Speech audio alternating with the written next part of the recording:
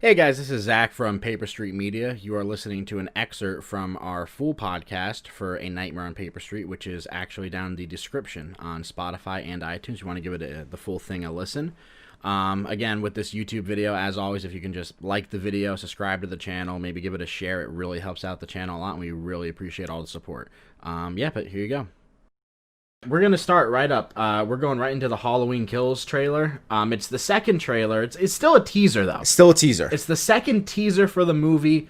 Really interesting story with what's just happened in the world and how it's affected this movie. Because this is the second reboot now, right? This is the second reboot. So the original Halloween was, I want to say 1978. Does that sound right? 77? I think. Around. Let me... It's somewhere in there. Yeah. Okay, it was 70s, Jamie Lee Curtis, But then obviously you have all these movies. So what? It went up to 6, right? Because you had 4 was the curse, or 4 was the return of Michael Myers. 5 was revenge, and then 6 was curse. resurrection. No, 6 was the curse of Michael Myers. Was it? Yeah, because then you had Halloween H2O, which was 7, Halloween Resurrection, which was 8, and then you had the Rob Zombie movies. 2 of them, so 9 and 10, and then you have the Halloween reboot sequel titled Halloween, but it's a sequel to the original. Yeah. Okay? But this movie is... It's done. This movie has been done filming. Oh, yeah. Done edited for a long time. I mean, by the time we're recording this podcast, this movie was supposed to be out and released. Yep, we were supposed to have seen it by now. Yeah, absolutely. But because of COVID, obviously everything's getting pushed back. Yeah. This movie had an early screening, like this year. Yeah. Like that is how long this movie's been done. Yeah, exactly. By the time it hits theaters, it's going to be done for almost, a year and a half? Yeah, it's man, it is disappointing on the amount of films we have missed out on this year because of COVID-19. Oh, absolutely. This is going to be our first year without a Marvel MCU movie since 2007. Yeah. Because 2008, obviously, Iron Man came out. We haven't had really any superhero movie come out this year. I mean, Wonder Woman got pushed back. Eternals also got pushed back. Yep. I mean, it's just been crazy. I mean, only superhero movie I can think of is Bad Boys 3. Oh yeah, that's a superhero movie those within are my itself. Superheroes. 100%.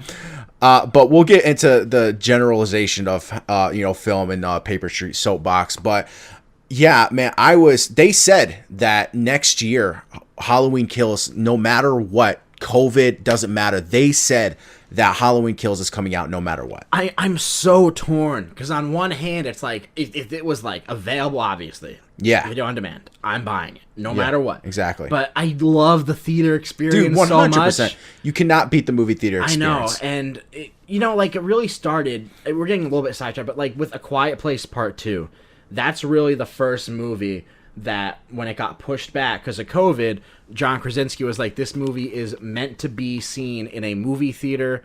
We're just going to wait until that sort of happens. And then that was sort of the first domino that fell. So, I mean, with Halloween, like on one hand, it's like, do I want to see it in a theater? Absolutely. But God, I want to see this movie still. No, yeah, I 100% agree. And I think it's insane to think that the amount of movies, not just films in general, just the amount of movies that are getting pushed back, and I am a big contender on supporting movie theaters because without movie theaters, honestly, the drive for people to make the best films possible aren't going to be there, because, absolutely.